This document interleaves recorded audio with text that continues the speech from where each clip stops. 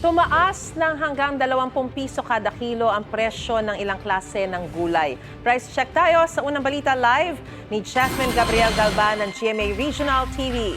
Jasmine?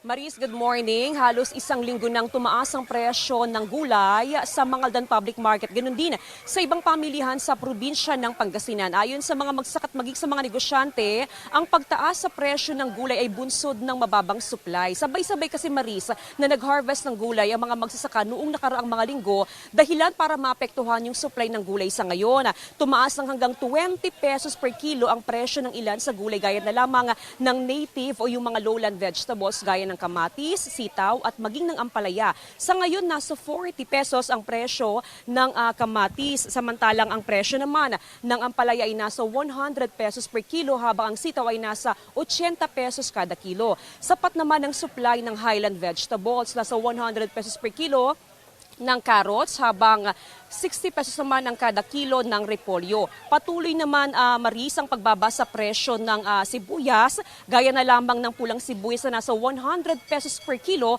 habang ang puting sibuyas naman ay nasa 50 pesos kada kilo. Pero Maris, alam mo, nangangamba ang mga negosyante, ganun din yung mga consumers dahil na rin sa patuloy na kaguluhan sa Middle East. Kung magtutuloy-tuloy daw yan, ay syempre inaasahan yung patuloy din na pagtaas sa presyo ng produktong petrolyo na posibleng magresulta din sa pagtaas sa presyo ng mga pangunahing bilihin sa merkado. Marisa? Maraming salamat, Jasmine Gabriel Galban ng GMA Regional TV.